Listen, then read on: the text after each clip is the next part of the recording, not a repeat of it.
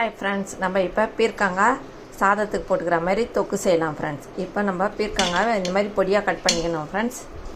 கொஞ்சமாக தக்காளி ஆட் பண்ணிக்கோங்க.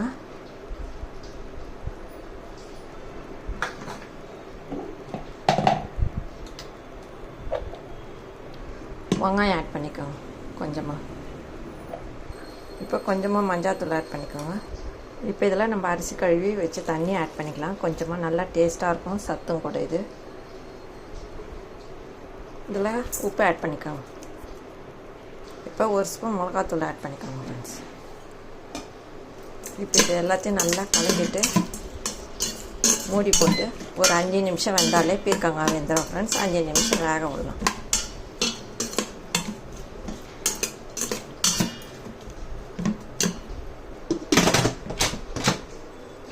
ரொம்ப நேரம் வந்தால் குழஞ்சிடும் ஃப்ரெண்ட்ஸ். 5 நிமிஷம் வேகட்டும் ஃப்ரெண்ட்ஸ்.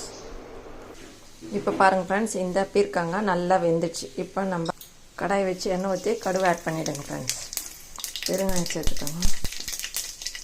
இப்போ இது நம்ம வெந்தது இதில் ஆட் பண்ணிக்கோங்க ஃப்ரெண்ட்ஸ்.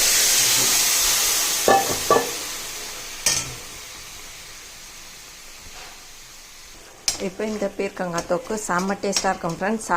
சாதத்துக்கும் இட்லி, தோசை, சப்பாத்திக்கு செம்ம டேஸ்ட்டாக இருக்கும் ஃப்ரெண்ட்ஸ். இதே மாதிரி செஞ்சு சாப்பிட்டு பாருங்கள் ஃப்ரெண்ட்ஸ்.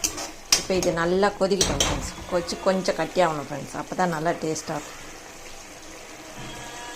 இப்போ பாருங்கள் ஃப்ரெண்ட்ஸ், இந்த பீர்க்கங்காய் தொக்கு ரெடி ஆயிடுச்சு. இப்போ இந்த ஸ்டேஜில் சும்மா ஒரு ஸ்பூன் அளவுக்கு பாலை காய்ச்சி ஆற வச்ச பாலை இதில் ஆட் பண்ணுங்க ஃப்ரெண்ட்ஸ். போதும், செம்ம டேஸ்ட்டாக இருக்கும் ஃப்ரெண்ட்ஸ். இப்போ இதை நல்லா கலக்கிடலாம் ஃப்ரெண்ட்ஸ். இப்போ இது ரெடி ஆயிடுச்சு ஃப்ரெண்ட்ஸ். பாலை ஊற்றிட்டு ரொம்ப நேரம் கொதிக்கக்கூடாது ஃப்ரெண்ட்ஸ். அவ்வளோதான். இது சாதத்தில் போட்டு சாப்பிட்டா செம்ம டேஸ்ட்டாக இருக்கும் ஃப்ரெண்ட்ஸ்.